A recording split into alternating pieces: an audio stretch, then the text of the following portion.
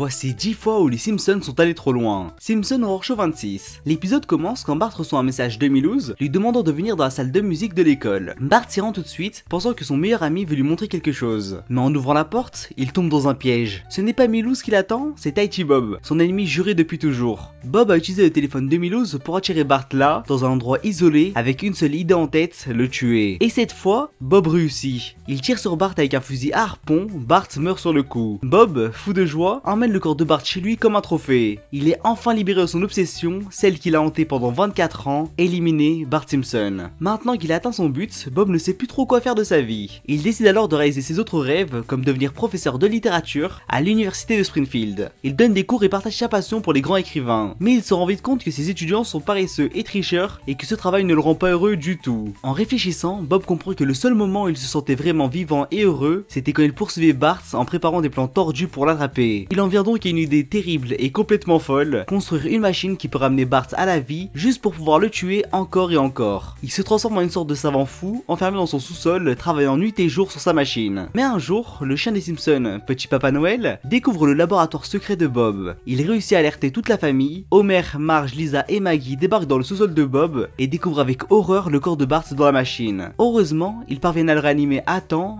Bart est vivant. C'est à ce moment que Bob arrive, armé d'un fusil, bien décidé à faire valoir son droit de défendre sa maison. Il dit que, comme les Simpsons ont pénétré chez lui sans autorisation, il a le droit légal de les abattre. La tension est à son maximum. Mais Homer ne se laisse pas faire. Il attrape une lampe et frappe Bob avec. Le coup est si fort que la tête de Bob se détache de son corps. Marge, choquée mais soulagée que tout soit terminé, dit que Bart peut garder les restes de Bob s'il le souhaite. Bart a alors une idée complètement bizarre et absurde. Il décide d'utiliser la machine de Bob pour redonner vie à la tête de Bob, mais avec des morceaux de plein d'autres choses. Il récupère un corps de poulet, des pattes de grenouille, une queue, un klaxon et même une crotte de nez. Oui, vraiment. Il met le tout dans la machine, place la tête de Bob au-dessus et lance le processus. Ce qui en sort est une créature étrange et rigolote, avec le visage de Bob, mais le corps tout tordu et fait de morceaux disparates. Bart est ravi de sa création, il rigole, satisfait d'avoir transformé son pire ennemi en un monstre ridicule. Une histoire fumeuse. L'épisode commence quand Marge regarde la télé avec sa famille et voit une publicité pour une école de danse classique dirigée par un célèbre professeur. Cela lui rappelle son rêve d'enfant, devenir une ballerine. Elle emmène alors Lisa dans son placard et lui montre une boîte pleine de souvenirs. Elle explique qu'elle a dû abandonner son rêve à cause de sa poitrine qui l'empêchait de garder l'équilibre. Mais Lisa lui dit que ce n'est jamais trop tard pour réaliser ses rêves et Marge décide d'aller à une audition pour devenir danseuse. Le jour des auditions, Marge est un peu timide mais arrive à refaire les pas de danse du professeur et il est très impressionné. Mais lors d'un autre exercice, elle lève la jambe très haut et reste bloquée. Elle tombe et se fait renvoyer du cours. Lisa, qui était assise sur le côté, est alors remarquée par le professeur grâce à sa posture parfaite et il propose qu'elle devienne élève dans son académie. Lisa hésite mais Marge accepte tout de suite pour elle. Lisa commence donc les cours de danse. Au début, c'est difficile car elle n'a pas autant d'expérience que les autres filles. Elle essaie de s'appliquer mais se sent inférieure. Pendant une pause, elle suit les autres ballerines derrière l'école et découvre qu'elles fument toutes des cigarettes. Lisa est choquée et leur dit que ce n'est pas bien, mais une fille lui explique que fumer les aide à rester mince, calme et concentrée. Lisa refuse de fumer mais elle continue de rester avec les autres. En respirant la fumée autour d'elle, elle se sent plus détendue et à sa grande surprise, elle commence à mieux danser. Cela la trouble. Le soir, elle rêve que la fumée prend la forme de femmes célèbres, comme Simone de Beauvoir et la reine Elisabeth, qui lui disent que fumer les a aidés à réussir. Dans son rêve, elle lui chante de fumer avec elle. Pendant ce temps, Homer et Bart découvrent que Lisa est entourée de fumeuses et qu'elle est influencée par elle. Ils décident de la protéger. Homer élabore un plan et utilise un raton laveur qui lui ressemble pour entrer en cachette dans le vestiaire des ballerines. L'animal vole tous leurs paquets de cigarettes et Homer récupère les cigarettes, mais par erreur, il les jette dans la chambre d'hôtel du maire Quimby qui est content de tomber dessus. Le soir du grand spectacle arrive, Lisa et les autres filles doivent danser, mais sans leurs cigarettes, les ballerines n'arrivent plus à se concentrer. Elles dansent n'importe comment. L'une essaie de fumer un dessin de cigarette sur un mur, une autre fume ses propres cheveux, et d'autres cherchent de la gomme sous les sièges du public. C'est un vrai désastre. Lisa ne supporte plus cette situation, elle monte sur scène et prend la parole. Elle dit qu'elle en a assez de cette pression sur les filles pour être parfaite et mince. Elle jette ses chaussons sur le professeur et quitte la scène. Le professeur, furieux, s'en va lui aussi, en dansant comme dans une comédie musicale. Après le spectacle, Lisa rentre à la maison avec sa famille, elle porte des patchs en forme de Hello Kitty pour ne plus avoir envie de fumer, et Marge comprend qu'elle ne doit pas forcer ses rêves sur sa fille. Bart demande à Homer s'il peut arrêter de s'entraîner pour devenir un catcheur mexicain, mais Homer refuse et lui met un masque de lutteur. Bart se met alors à faire des poses de catcheur dans le salon pendant que toute la famille mange une glace. C'est comme crétin. L'épisode commence quand Homer est allongé dans son lit avec Marge. Elle porte une tenue élégante pour lui faire plaisir, mais Homer est trop fatigué pour bouger. Il essaye de l'embrasser, mais rien à faire. Il est complètement épuisé. Il s'endort même en tirant la langue, ce qui inquiète beaucoup Marge. Le lendemain, Homer rentre chez lui et sent une drôle d'odeur en entrant. Marge a préparé des légumes cuits à la vapeur. Elle lui annonce qu'il doit commencer un nouveau régime car elle s'inquiète pour sa santé. Elle a même engagé une nutritionniste. Cette dernière explique qu'elle pesait 200 kg avant de devenir mince et que son secret, ce sont les poivrons. Homer,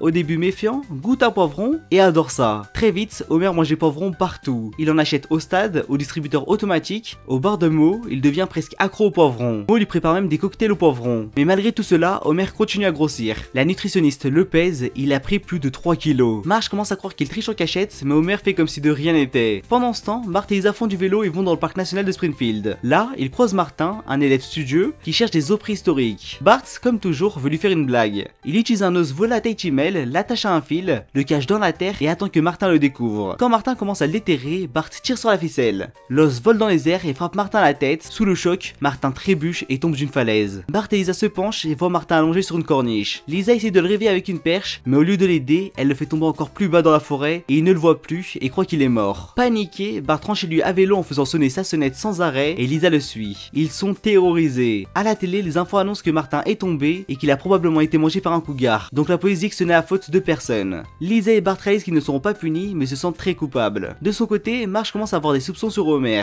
Elle contacte une émission télé qui filme les gens pour prouver s'ils trichent et l'équipe de tournage commence à suivre Homer en secret. Au parc, Nelson enquête de son côté. Il trouve l'os avec la ficelle et commence à penser qu'il s'est passé quelque chose de louche. Pendant ce temps, Lisa devient de plus en plus stressée. Bart pense à tout avouer mais Lisa dit non, c'était un accident. Elle pense qu'ils ne doivent rien dire. Bart accepte mais les remords grandissent. Plus tard, Lisa découvre un mot de Bart. Il est allé chez Martin pour en finir. Elle croit qu'il veut se faire du mal et part en courant le chercher. Elle le trouve dans la serre de Martin où Bart essaie en fait de faire éclore les papillons que Martin élevait. Tout à coup, un magnétophone se déclenche avec la voix de Martin enregistrée, ce qui leur fait très peur. Puis les papillons sortent tous de leur cocon, c'est magnifique. Mais Lisa est trop bouleversée, elle crie qu'ils ont tué Martin. C'est là que Nelson, caché dans l'ombre, révèle qu'il les a entendus. Il enregistre leur aveu avec un dictaphone et leur dit qu'il va les dénoncer. Mais juste à ce moment, Martin réapparaît en vrai. Il est vivant, vêtu d'un pagne, et il explique qu'il a survécu grâce à ses sous-vêtements avec élastique de sécurité. Quand il est tombé, son slip s'est accroché à une branche, ce qui l'a empêché de toucher le sol. Un cougar a essayé de le manger, mais en tirant sur sa chemise, il l'a projeté sur une île. Martin a ensuite fabriqué un radeau pour revenir et un pagne pour ne pas être tout nu. Nelson le félicite d'être vivant et dit à Bart et Lisa qu'ils ont eu de la chance. Tout se termine dans la serre, entouré de papillons et avec un énorme soulagement. Bart fait des bébés. L'épisode commence quand Barney entre dans le bar de Moe, mais découvre que c'est fermé pour cause de réunions secrètes. Moe organise un grand conseil avec tous les autres patrons de bar de Springfield. Ensemble, ils se plaignent, les clients ne viennent plus autant qu'avant. Pour relancer les affaires, Moe propose un grand événement, une tournée des bars sur le thème des super-héros. La soirée est un succès. Homer, Carl, Lenny et Barney s'amusent comme des fous, déguisés et totalement ivres. Le lendemain matin, Homer est retrouvé inconscient devant sa maison, encore en costume de super-héros, pendant que Bart et Lisa prennent le bus pour aller à l'école. Pendant ce temps, Bart a un problème avec sa professeure d'art. Elle n'arrête pas de l'encourager même s'il déteste l'art, donc il en a marre et sort de cours. Dehors, il croise Shona et lui demande des conseils pour se débarrasser de sa professeure d'art et elle lui dit d'aller voir une prêtresse vaudou. Il se rend ainsi dans une boutique étrange tenue par la prêtresse vaudou qui lui remet des ingrédients pour lancer un sort sur sa professeure. Il suit les instructions, fait le rituel et s'attend à ce que sa prof tombe malade. Mais le lendemain, à sa grande surprise, elle est toujours en classe et elle annonce qu'elle est enceinte. À l'école, Ralph Wiggum et Milhouse commencent une rumeur. C'est Bart qui aurait mis sa prof enceinte. Rapidement, toute l'école le croit. Bart est choqué, mais au lieu de paniquer, il réalise que les gens pensent qu'il a un pouvoir magique pour faire des bébés. Et il se dit qu'il pourra en profiter. Un couple qui a du mal à avoir un enfant vient le voir, espérant que le pouvoir vaudou de Bart pourra les aider. Bart fait le rituel et ça marche. Le couple revient plus tard avec une bonne nouvelle, ils attendent un bébé. D'autres couples viennent ensuite le voir et très vite, Bart ouvre un cabinet de fertilité vaudou. Il devient une sorte de sorcier célèbre dans tout Springfield. Mais quand Homer découvre que Bart fait du vaudou pour les couples, il s'énerve et l'étrangle et l'emmène au bar de Moe pour discuter. Mais le pouvoir vaudou de Bart attire aussi l'attention de gens plus dangereux. Pendant qu'Homer et Bart discutent, deux hommes entrent dans le bar et les kidnappent. Et ils les emmènent devant Gros Tony, le chef de la mafia de Springfield. Gros Tony a une requête particulière. Il veut que Bart utilise ses pouvoirs pour que sa jument préférée ait un bébé avec un étalon et devienne un champion de course. Bart refuse d'abord, mais Gros Tony insiste et les menace s'ils ne réussissent pas. Une fois Gros Tony parti, Bart se tourne vers Homer et le blâme pour tous ses problèmes, disant que s'il avait eu un meilleur père, il ne serait pas dans cette situation. Homer, touché, décide de se rattraper. Il dit à Bart qu'il va lui montrer comment on fait vraiment des bébés. Ensemble, ils vont voir le cheval mâle et essayer de l'aider. Sauf que le cheval allume la radio et joue une chanson disco. Il commence à danser et Homer comprend que le cheval est gay. Et la jument est amoureuse d'un autre cheval, Sudsley Bonnebière, une ancienne mascotte de la bière d'œuf. Homer et Bart décident donc de se faire accouper ces deux chevaux. Ce n'est pas ce que Gros Tony voulait, mais il ne le saura jamais. Homer et Bart les font donc la cour dans une chanson et le couple de chevaux accepte de tenter l'expérience. Peu après, Gros Tony fait passer un test de grossesse à sa jument et il est positif. Donc Homer et Bart sont relâchés. L'épisode se termine avec la famille Simpson qui donne des conseils au couple de chevaux tandis que le cheval gay se sent bien avec Sudsley et se blottit contre lui. Lisa les regarde et dit voilà une vraie famille moderne. Puis la scène se transforme en parodie d'intro de la série Modern Family avec les chevaux et les Simpsons dans le site de cette sitcom célèbre. Pervers Homer. L'épisode commence quand Homer et Marge vont à un salon du bonbon avec des places gratuites qu'ils ont gagnées à la télé. C'est un événement immense avec des centaines de stands pleins de sucreries. Homer est surexcité et veut tout goûter. Pour transporter plus de friandises, il demande à Marge de porter un manteau avec plein de poches secrètes. Elle accepte, un peu gênée, il remplit pisse toute bonbon. Pendant ce temps, Bart et Lisa sont gardés à la maison par Ashley Grant, une étudiante très sérieuse et très engagée, surtout sur les questions des droits des femmes. Avant de partir, Homer vole un bonbon très rare, la Vénus 2000 en gélatine, en le prenant discrètement sur une table d'exposition et il est super content de son butin. Quand le couple rentre à la maison, Homer se rend compte qu'il a perdu la Vénus 2000. En raccompagnant Ashley chez elle, il voit que le bonbon est collé aux fesses d'Ashley, qui s'est assise dessus sans s'en rendre compte. Homer, sans réfléchir, tend la main et le décroche rapidement, sauf qu'Ashley croit qu'il a essayé de la toucher. Elle le regarde, choquée, et quitte la voiture en colère. Le lendemain, Ashley accuse Homer de harcèlement sexuel et elle appelle les médias et les associations. Très vite, c'est les journalistes s'en mêlent. Toute la ville pense qu'Homer est un pervers. Des manifestants viennent devant sa maison avec des pancartes et Marge et les enfants sont dépassés. Même les émissions de télé commencent à se moquer de lui. Homer tente de se défendre, mais tout le monde pense qu'il est coupable. Il accepte de participer à une émission de télévision pour dire sa version de l'histoire, mais l'émission est truquée. Il coupe les images pour le faire passer pour un vrai monstre. Dans la rue, Homer est poursuivi par des journalistes, des activistes et même des anciens amis qui le rejettent. Il ne peut plus aller nulle part sans être insulté. Lisa commence à douter un peu, mais Marge reste convaincue de l'innocence de son mari. Mais un jour, Wooly, le jardinier de l'école, débarque chez Simpson avec une surprise. Il a filmé la scène du bonbon avec sa caméra cachée. Sur la vidéo, on voit clairement qu'Homer ne faisait que prendre la Vénus de Milo sans aucune mauvaise intention. Ashley regarde la vidéo et comprend qu'elle s'est trompée, elle s'excuse. Le scandale s'arrête immédiatement, les médias se calment, mais ils ne changent pas. Il trouve un nouveau monstre accusé à la télé et oublie Homer aussi vite qu'il l'avait accusé. L'acte erreur. L'épisode commence quand Bart regarde la télé avec sa famille et reçoit une lettre très étrange. Contrairement à sa sœur Lisa, qui reçoit une lettre triste de sa correspondante, Bart découvre un mot effrayant, je vais te tuer. Et ce n'est que le début. Il reçoit ensuite plein d'autres lettres tout aussi menaçantes. Marge s'inquiète, Homer aussi, même s'il trouve une des lettres qu'il avait lui-même écrites par vengeance. Bart commence à avoir peur, il pense que tout le monde autour de lui essaie de le tuer. Sa mère, ses professeurs, même son radio réveil le menace. Il fait des cauchemars et tout le monde à l'école en rigole. Lisa décide alors de mener enquête et finit par découvrir qui est derrière tout ça. Ce n'est pas Mo, même si elle le soupçonne un moment, c'est Taichi Bob, l'ennemi juré de Bart.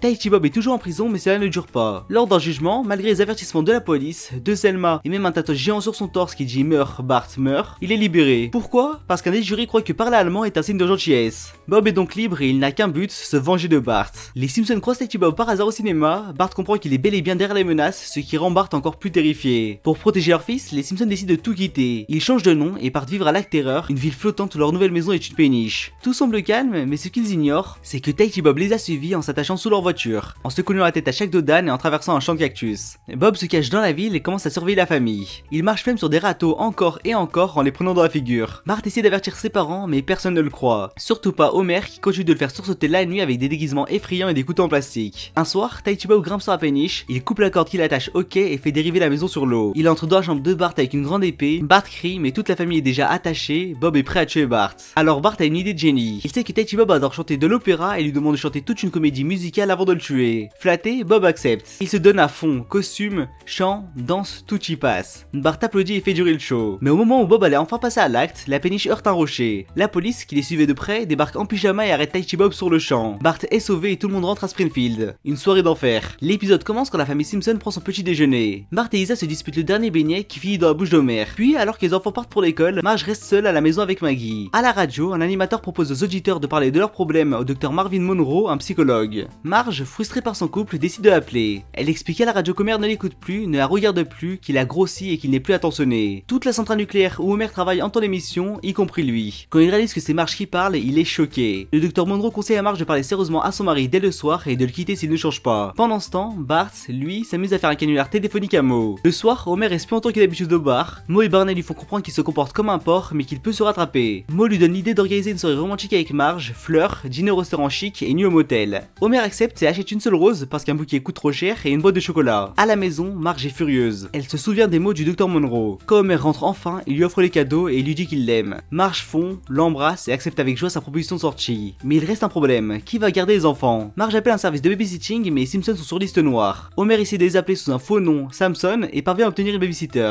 Mademoiselle Botts. Elle arrive aussitôt et semble très sérieuse, presque trop. Marge lui laisse le numéro du restaurant et du motel, puis elle part avec Homer folle de joie. À peine sont-ils partis que Bart et Lisa s'ennuient devant la cassette imposée des joyeux petits lutins. Bart change de chaîne et tombe sur une émission de faits divers parlant de criminels recherchés. Un portrait robot s'affiche, celui d'un babysitter démoniaque, une certaine Lucille Botzkowski. Bart et Lisa reconnaissent immédiatement leur babysitter actuel. Terrorisés, ils essayent de fuir ou de prévenir les secours. Lisa tente d'appeler depuis la cuisine mais Mademoiselle Botts l'attrape et la ligote avec Bart. Pendant ce temps, Homer et Marge profitent de leur soirée au restaurant Le Homard Bleu. Dansent, rient, mangent du homard et se remémorent leur début amoureux. À la maison, Maggie se réveille. En explorant la maison, elle découvre que ses frères et sœurs sont attachés. Grâce à sa malice, elle libère Lisa qui livre à son tour Bart.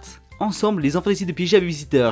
Quand elle part à la recherche de Maggie, Bart l'attend dans une pièce sombre et l'assomme avec une batte de baseball et il capture les criminels. Ils appellent immédiatement l'émission de télévision pour dénoncer la babysitter et on leur promet des t-shirts en récompense. Pendant ce temps, Homer et Marge sont au motel. Marge s'inquiète, appelle la maison mais personne ne répond, donc elle demande à Homer de rentrer et ils repartent. Quand ils arrivent, la maison est allumée de partout. Ils trouvent Mademoiselle Botts attachée devant les dessins animés. Horrifiés, ils croient que leur enfant était violent sans raison. Homer la détache, s'excuse et il donne même le triple de sa paye pour se faire pardonner. La babysitter s'en va et quelques secondes plus tard, la police arrive avec des journalistes. Bart essaie d'expliquer qu'ils ont capturé une criminelle, mais Homer le coupe et dit qu'il ne comprend rien à toute cette histoire. Un journaliste lui demande s'il a aidé la babysitter démoniaque à s'enfuir. Homer bafouille devant la caméra, dit qu'il croyait bien faire et passe à la télé sous le nom de l'idiot du coin. Dans leur lit, Marge tente de consoler Homer et lui dit que ce n'est pas rien d'avoir élevé 3 enfants capables de capturer une criminelle. Mon voisin le Bob. L'épisode commence quand Springfield est plongé dans une crise budgétaire. Le maire Quimby annonce des coupes drastiques. Fin du ramassage d'animaux morts, fermeture des écoles l'après-midi et libération des prisonniers condamnés pour des délits mineurs. Pendant ce temps, Homer, toujours aussi insouciant, fait des excès de vitesse, persuadé que la ville est trop fauchée pour pouvoir l'arrêter. Au même moment, la maison voisine des Simpsons est mise en vente. Marge s'inquiète de qui pourrait emménager et elle a raison. Un certain Walt Warren achète la maison. Il est poli, discret, raffiné. Mais quand il salue Bart, sa voix identique à celle de Taichi Bob terrorise immédiatement le garçon. Bart, persuadé qu'il s'agit de Bob déguisé, tente de convaincre sa famille. Pour lui, le ton, la posture, le vocabulaire, tout chez Walt crie psychopathe vengeur. Mais Marge et Lisa ne voient en lui qu'un voisin modèle qui offre des pommes d'amour et recycle ses déchets. Déterminé à le piéger, Bart tente de provoquer Walt en chantant une opérette. Une passion connue de Taichi Bob. Mais Walt n'y réagit pas. Pourtant, Bart reste convaincu. Il décide d'entrer par effraction dans sa maison pour fouiller. Aucun indice, à part des magazines de relaxation, des calendriers mignons et un couteau de cuisine trop grand pour être innocent. Excédé par la paranoïa de Bart, Marge l'emmène voir le vrai Taichi Bob, enfermé en cellule capitonnée. Là, il découvre Bob sanglé dans une camisole, griffonnant avec un feutre rouge dans sa bouche. Bart Simpson va mourir sur les murs. Bart est soulagé pour un temps, car la nuit venue, le Bob du pénitencier avale son feutre, piège un gardien, vole ses clés et son taser et s'évade. Il sort de la prison en se camouflant sous ses propres cheveux, se fait uriner dessus par un chien mais parvient à fuir. Le lendemain, il est devant la fenêtre des Simpsons. Marge hurle, Homer lui claque la fenêtre sur le visage, mais l'homme crie qu'il est le vrai Walt Warren et que celui qui est parti avec Bart est Taichi Bob déguisé. Bart, en route pour un faux match de baseball, est en réalité kidnappé par Bob. Dans la voiture, Bob retire ses chaussures et révèle ses énormes pieds recroquevillés, confirmant son identité. Il commence alors à chanter en riant des airs d'opérette avec un éventail à la main, tout en dévoilant une boîte à gants remplie d'armes. Chez les Simpsons, le faux Bob prouve son innocence en montrant ses minuscules pieds. Il explique qu'il était le compagnon de cellule de Bob, que celui-ci lui a volé son visage lors d'une opération chirurgicale effroyable en prison, en se retirant la peau du visage comme un masque, avant de coudre celui de Warren sur sa propre tête. Pendant ce temps, Bob, toujours sur les traits de Walt,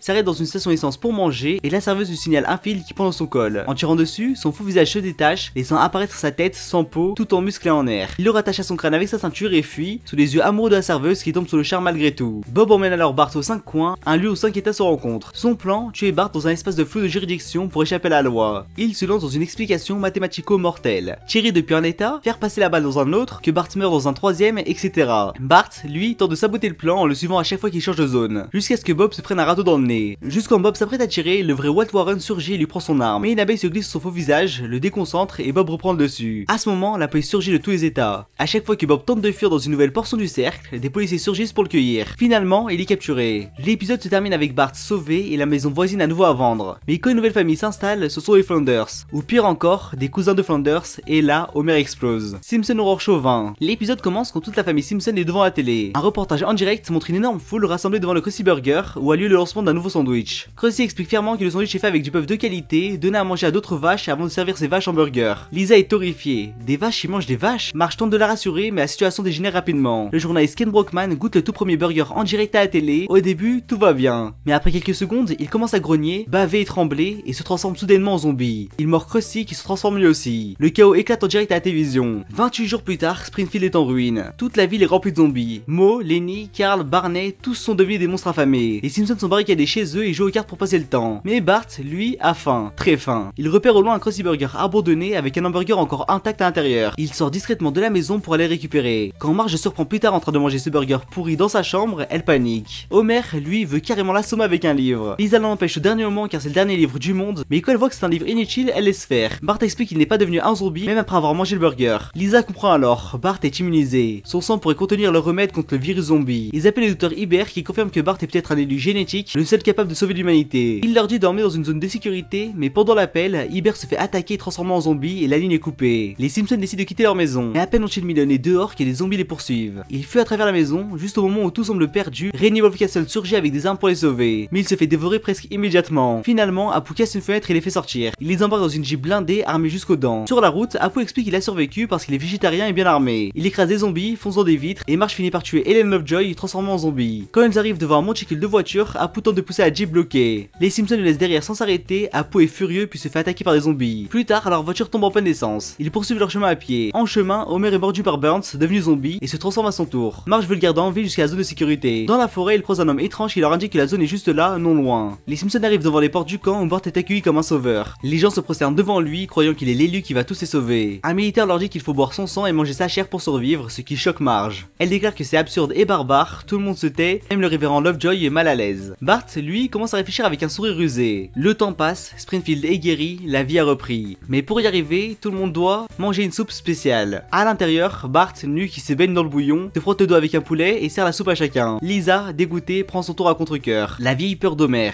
L'épisode commence quand Marge achète sans le vouloir une nouvelle marque d'essuie-tout très absorbant appelée Burley. Mais elle tombe sous le charme du bûcheron musclé qui figure sur l'emballage. Fascinée par ses muscles et sa robustesse, elle teste le papier chez elle et en parle même à Lisa, qu'elle fait rentrer de l'école pour lui montrer le pouvoir absorbant du Burley. Elle devient complètement obsédée par l'image du bûcheron. De son côté, Homer est jaloux que Marge admire un simple dessin sur un rouleau d'essuie-tout. Pour se venger et se moquer d'elle, il fait croire à Marge qu'elle va recevoir la visite du fameux bûcheron Burley. Il organise un faux rendez-vous avec les deux Bart et demande à Barney de se déguiser en Burley pour piéger Marge. Lors du dîner tant attendu, Marge se rend compte de la farce, elle est humiliée. Homer comprend qu'il est allé trop loin et décide de se faire pardonner en emmenant toute la famille dans un restaurant chic avec spectacle. Pendant le dîner spectacle, un hypnotiseur nommé Mesmerino monte sur scène. Il fait participer Homer et, en l'hypnotisant, le fait revenir mentalement à ses 12 ans. Mais Homer commence à hurler sans pouvoir s'arrêter, comme s'il revivait un souvenir très traumatisant. Mesmerino essaie d'annuler les faits, mais Homer reste bloqué dans cet état et continue de crier toute la nuit et au travail. Pour comprendre ce qui l'a traumatisé, Lisa et Marge lui donnent une infusion spéciale censée faire remonter les souvenirs enfouis. Homer commence alors à raconter ses souvenirs d'enfance. Il se rappelle des randonnées avec ses amis Carl, Lenny et Moe. Ils chantent, plaisantent, et un jour, ils sont interrompus par une bande menée par un jeune gros Tony. La bande veut les agresser, mais Moe les sauve avec un fusil. Plus tard, Moe complète les souvenirs. Il campe à la belle étoile, parlait de l'avenir et allait se baigner à la carrière. Tous ont peur de sauter dans l'eau, sauf Homer qui se lance courageusement. Mais au lieu de tomber dans de l'eau fraîche, il s'écrase dans une mare de boue. Il se met alors à hurler exactement comme dans le présent. Cependant, Homer se souvient que ce n'était pas seulement la boue qui l'avait traumatisé. Il creuse un peu plus dans sa mémoire et se rappelle qu'il avait trouvé un cadavre en essayant de déboucher le tuyau d'arrivée d'eau de la carrière. En fait, ce jour-là, il avait repéré un objet qui bloquait le tuyau et en le dégageant, il avait été propulsé dans l'eau pour se retrouver nez à nez avec un squelette humain. Voilà l'origine de ces cris paniqués. Toute la famille décide alors d'enquêter et retourne sur place, à la vieille carrière pour retrouver ce corps. Ils croisent le chef Wiggum qui se joint à eux dans cette mission. Ensemble, ils cherchent dans l'eau mais trouvent d'abord qu'un Kaji. Marge a alors l'idée d'utiliser le Burley pour absorber toute l'eau. Une fois l'eau évacuée, ils découvrent enfin le squelette.